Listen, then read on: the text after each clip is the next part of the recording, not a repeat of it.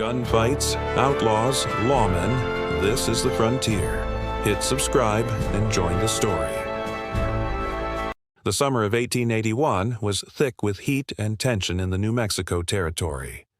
Dust rolled across the plains, and whispers of Billy the Kid's name carried through saloons and ranches like wildfire. To some, he was a folk hero, an orphaned boy who had fought against corruption and injustice. To others, he was nothing more than a ruthless outlaw with blood on his hands. Either way, the legend of Billy the Kid had grown so large that it seemed only death could put an end to it. And that, according to official history, came on the night of July 14th, when Sheriff Pat Garrett claimed he shot the kid dead in a darkened room at Fort Sumner.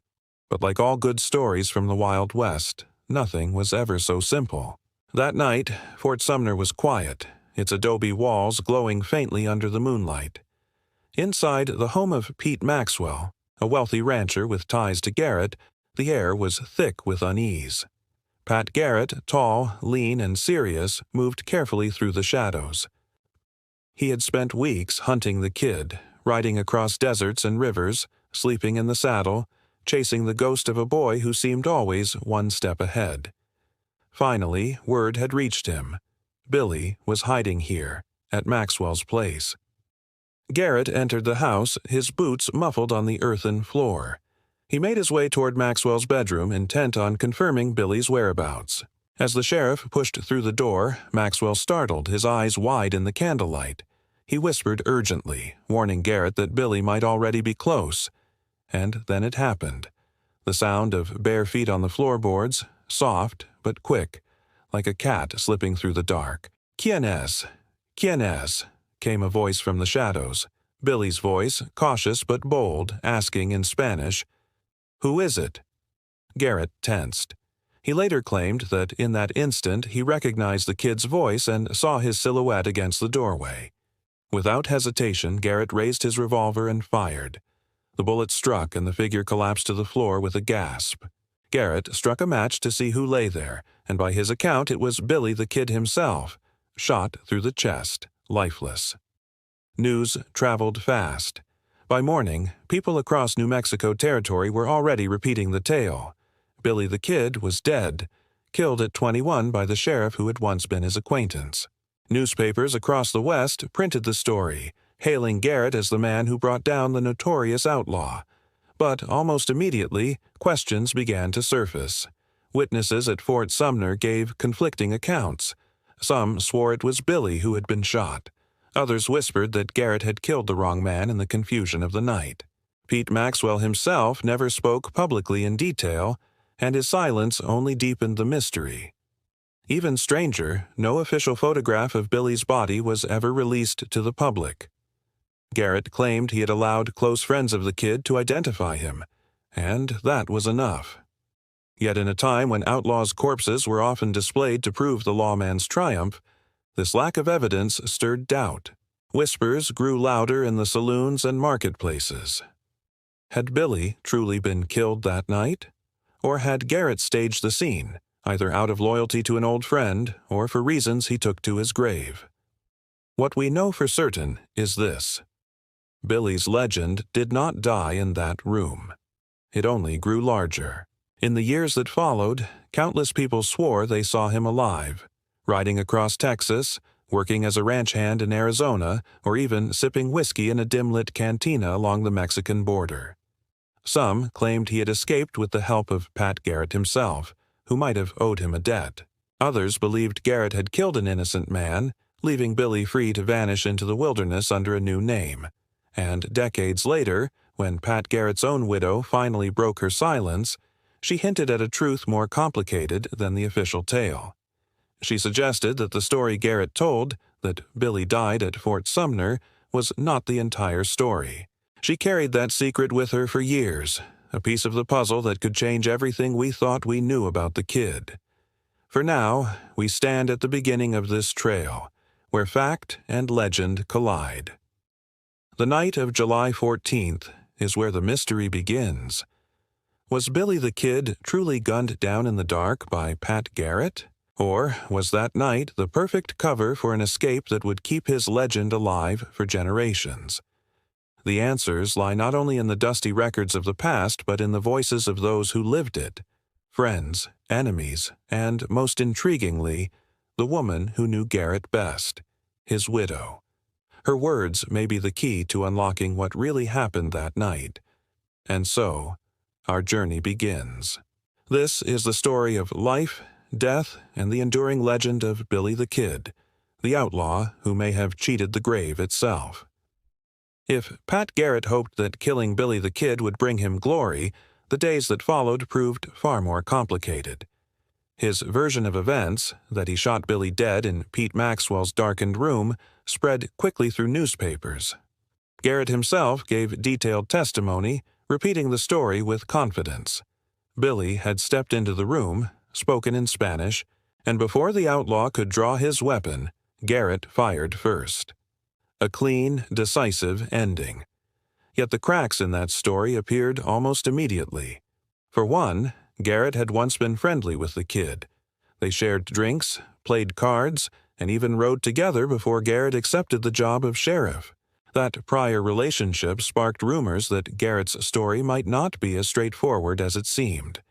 Had Garrett staged the death, letting Billy slip away under the cover of night? Then came the issue of witnesses. Pete Maxwell, whose home became the stage for the infamous shooting, never gave a full public account. Some said Maxwell barely saw anything at all, his vision obscured by candlelight and fear. Others whispered that Maxwell knew Garrett had killed the wrong man but stayed silent to avoid danger.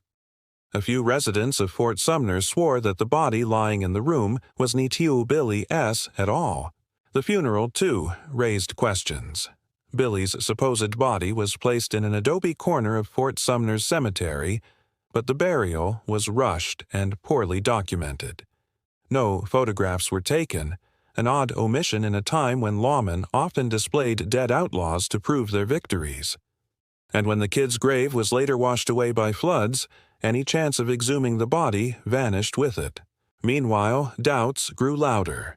Ranchers, cowhands, and even strangers passing through New Mexico began claiming they had seen Billy alive after July 14th. Some said he was hiding in Texas, working under an alias. Others whispered he had gone south into Mexico, vanishing among the borderlands where lawmen rarely ventured. Garrett himself didn't escape suspicion. Instead of basking in fame, he found himself under scrutiny. His biography of Billy the Kid, written with a ghostwriter, was meant to defend his actions, but instead it painted Garrett as desperate to justify himself. Many who read it wondered if the sheriff had tried too hard to convince the public of something untrue. Even stranger were the whispers inside Garrett's own household. His wife, Apollonia, rarely spoke of that night at Fort Sumner, but those who knew her said she carried an unspoken weight. In later years, after Garrett's death, she hinted that her husband's story was not entirely honest. Some interpreted her words as guilt, that Garrett had killed the wrong man. Others believed she knew Garrett had deliberately let Billy escape, protecting him from a violent end. The contradictions only deepened Billy's legend. On one side stood Garrett's official tale, a lawman fulfilling his duty, ending the career of the West's most notorious outlaw. On the other stood a rising tide of doubt, fueled by eyewitness inconsistencies, missing evidence, and mysterious sightings. The truth remained elusive. But as the years passed, the myth of Billy the Kid refusing to die became more powerful than the official account of his death. Every rumor added a new layer, a bartender swearing he served Billy whiskey in a dusty Texas saloon, a Mexican rancher who insisted Billy worked his land for a season, a cowboy who claimed to have ridden beside him long after 1881. Each sighting was impossible to prove, yet impossible to dismiss. And with every passing year, Pat Garrett's clean ending grew less convincing. The question haunted New Mexico. Had Garrett really gunned down Billy the Kid, or had he crafted a story to cover something far stranger? What made the mystery endure wasn't just the lack of evidence. It was the voices that came decades later, voices that should have had no reason to lie. Chief among them would be Pat Garrett's own widow, who, before her death, revealed a secret that shook the very foundation of Garrett's tale. But before we get there, we must examine the sightings that stretched across the frontier, each one a spark that kept the fire of Billy the Kid, as legend, burning long after his supposed death. If the story had ended in Fort Sumner in July of 1881, Billy the Kid would have been just another outlaw brought down by the law. Instead, what followed transformed him into something larger than life. Across the Southwest, whispers of his survival began surfacing, and with every telling, the line between history and legend blurred. The first reports came within months. A rancher in Uvalde, Texas, swore that a young man calling himself Henry worked for him, quiet, fast with horses, and unmistakably skilled with a revolver. The rancher claimed that when asked about his past, the man would smile, tip his hat, and mutter, "Call me Billy if you want." Others in the same county remembered a stranger who played cards and sang Spanish ballads late into the night, sounding eerily like the outlaw they had read about in newspapers. Then there was the sighting in Old Mexico. Several cowboys riding the borderlands insisted they drank with Billy in a dusty cantina. They said he spoke in fluent Spanish, laughing easily, living as if the world had forgotten him. No one dared confront him. After all, who would want to cross the most famous gunfighter in the West, alive or not? Over the years, the claims multiplied. A saloon keeper in Arizona said Billy showed him scars that matched those described in newspaper accounts. A ranch hand in Colorado swore he recognized Billy's distinctive gait, the rolling, bow-legged stride of a man who'd spent a lifetime in the saddle. One story even told of Billy appearing at a rodeo, his face hidden under a wide sombrero, only to vanish into the crowd when whispers spread. Skeptics dismiss these tales as drunken ramblings or men eager to bask in the glow of a legend. But the sheer volume of sightings made them harder to ignore. Newspapers, hungry for sensational stories, kept the rumors alive. Every few months another article hinted that Billy had been seen alive, and with each headline, the myth grew. The strangest account came decades later when a man named Brushy Bill Roberts surfaced in Hico, Texas. In 1950, nearly 70 years after Billy's supposed death, Roberts claimed he was Billy the Kid. He recounted details of the outlaw's life that few outsiders could have known: his love for Mexican ballads, his quick laugh, the scars left by old bullet wounds. Roberts begged the governor of New Mexico for a pardon promised to Billy but never delivered. Though his request was denied, his testimony reignited debate. Had Billy escaped Garrett's bullet after all? Even before Roberts, old-timers swore they had known Billy in his later years. Some said he married under a false name and lived a quiet life as a rancher. Others claimed he drifted endlessly across the border, never staying long enough to be recognized, but always leaving behind someone convinced they had seen the kid. Each new sighting chipped away at Pat Garrett's clean, official version of history. Why were so many people convinced Billy lived? Why did his supposed death lack the evidence other outlaw deaths carried? No photographs, no public display, no lingering proof. More importantly, why did Pat Garrett himself remain defensive about the story until the end of his life? His friends noticed his unease whenever Billy's name arose, as though he knew more than he dared to admit. By the time the 20th century rolled in, Billy the Kid had become more than an outlaw. He was an idea, a symbol of youth defying authority, of the possibility that legends never truly die. The sightings weren't just rumors. They were the fuel that kept the kid alive in the hearts of those who longed for a West that was wilder than history books allowed. But while strangers and cowboys claimed Billy lived, the most haunting testimony came not from outsiders, but from inside Garrett's own household. His widow carried a secret she revealed only near the end of her life, a confession that might explain why so many people swore Billy had walked away from Fort Sumner alive. And with her words, the mystery of Billy the Kid took a turn from legend into chilling possibility. The story might have remained a swirl of tavern gossip and newspaper embellishments if not for the quiet, startling confession of one woman, Apollonia Garrett, widow of Pat Garrett. Long after Pat's violent death in 1908, she lived in the shadows of his reputation, carrying a burden that only grew heavier with time.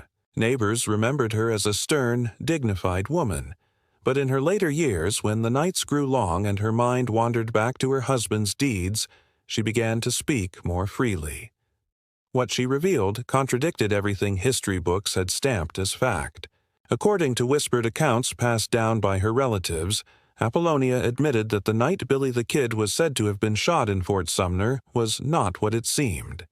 Pat Garrett had fired, yes, but whether his bullet struck Billy, she would not say outright. Instead, she hinted that the man who fell that night might not have been the outlaw at all. He had his chance to take the kid, she reportedly told a confidant, her voice heavy with something between guilt and fear. But what if it wasn't him? What if Pat knew the truth and carried it to his grave? The confession was vague, maddeningly so, but she dropped enough fragments to stir doubt. Some claimed she admitted outright that Pat and Billy had struck a bargain, that Billy would vanish, his death staged to satisfy the territorial governor and the public hungry for justice. Others said she suggested Pat couldn't bring himself to kill a boy he once respected, a young man who reminded him too much of his own reckless youth. One particularly chilling detail came from her daughter, who recalled her mother whispering late at night. "The kid didn't die that summer. Pat let him go, and he regretted it every day." If true, this would explain much. It would explain the lack of a clear photograph of Billy's body, unlike the grisly displays of Jesse James or Butch Cassidy. It would explain Garrett's lifelong defensiveness, why he often grew irritable or evasive when reporters pressed him about that fateful night. It would explain why sightings of Billy multiplied so rapidly, because there was no corpse to quiet the rumors. Apollonia's revelation also cast a darker shadow on her husband's final years. Pat Garrett died violently, shot down in an ambush while traveling a lonely road in New Mexico. His murder was officially chalked up to a land dispute, but whispers suggested another possibility, that Garrett was silenced, his secret too dangerous to live on. Was it revenge from someone who knew he had deceived the world? Or perhaps justice, long delayed from a man he had spared? The widow S. words sent shockwaves through the small circle of historians and family members who heard them. For decades, her confession remained buried in family lore, dismissed by some as the ramblings of an old woman desperate to keep her husband S. name relevant. Yet for others, it was the missing piece of the puzzle, the key that unlocked the enduring legend of Billy the Kid. And so, as Apollonia Garrett carried her secret into her grave, she left behind more questions than answers. Did she unburden herself with the truth at last? Or had time twisted her memories into half-formed shadows, blending reality with rumor? One thing is certain, her confession breathed new life into the old mystery. The legend of Billy the Kid was no longer just about a daring outlaw or a lawman, S. Bullet. It became a story of silence, of secrets, and of the haunting possibility that history, S.'s most famous gunfight, might have been nothing more than theater. The world thought Billy the Kid had died in 1881. But if Apollonia's words held even a shred of truth, then the kid didn't die that night. He slipped into the shadows, leaving the rest of us to wonder whether we've been chasing a ghost all along. Billy. The kid's story didn't end in a dusty adobe room at Fort Sumner, at least not if the whispers, sightings, and Apollonia Garrett's haunting confession are to be believed. Whether he truly died in 1881 or slipped quietly into the shadows, the outlaw's legend has endured for over a century, capturing imaginations and inspiring countless tales of adventure, rebellion, and defiance. In the decades following the alleged shooting, the figure of Billy the Kid grew beyond a single man. He became a symbol, a boy who dared to defy authority, who lived on the edge of law and order, and who seemed always one step ahead of those who sought to bring him down. Ranchers told stories of encounters with the shadowy gunslinger. Townsfolk recalled strangers with a familiar smile, and ballads sung in cantinas along the Mexican border immortalized a young outlaw who could never truly be pinned down. Even Pat Garrett's biography, meant to cement his role as the man who ended Billy's life, could not erase the questions or the fascination. Readers across the country debated every sentence, searching for inconsistencies, looking for hidden clues, hoping to unravel the truth behind the legend. And with each new generation, the story only grew, drawing in dreamers, historians, and thrill-seekers alike. The influence of the kid extended beyond stories and newspapers. His life, real and imagined, shaped the mythology of the Wild West itself. Films, novels, and television programs have portrayed him as everything from a cold-blooded killer to a misunderstood hero. Yet, in every retelling, one question lingers. Did he cheat death? The tension between historical record and legend is what keeps the story alive, giving audiences a reason to keep searching, keep imagining, and keep wondering. And then there is the human side of the tale. Pat Garrett's widow, Apollonia, who carried the secret for decades. Her confession reminds us that history is never as simple as it seems. Behind every headline, behind every official account, there may be voices untold, motives hidden, and truths that are lost in the shadows. Her revelation adds depth to the story, turning a simple tale of lawman versus outlaw into a narrative of morality, loyalty, and the complexities of human choice.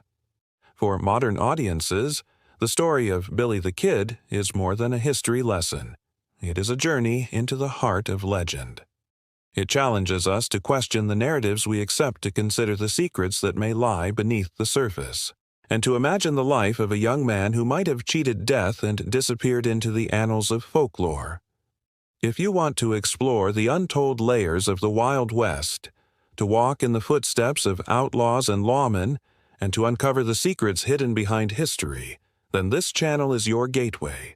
Subscribe, hit the notification bell, and join us as we continue to dig deep into legends like Billy the Kid, revealing the stories that textbooks never dared to tell. Billy the Kid may have walked into the shadows over a century ago, but through stories, memories, and the secrets of those who knew him, he remains very much alive in the imagination of the West, and in ours. The legend continues, and so does our journey into the untold truths of the Wild West.